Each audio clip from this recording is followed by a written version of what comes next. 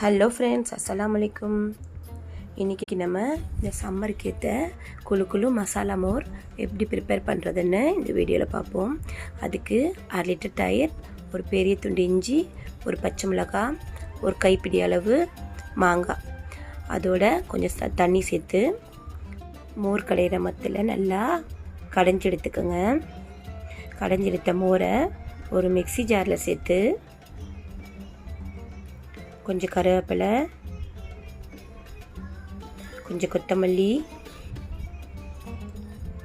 ஒரு table spoon உப்பு இதெல்லாம் சேர்த்து நல்லா மிக்சியில் அடித்து வடிகட்டி எடுத்துக்கோங்க. கார்னிஷ்க்கு கொஞ்சம் கொத்தமல்லி தூவி சர்வ் பண்ண வேண்டியதுதான். இந்த வெயிலுக்கு சில்ட்ரன்ஸ்க்கு மோர் கண்டிப்பாக டெய்லியும் கொடுத்து பழகுங்க, பெரியவங்களுக்கும் கொடுங்க.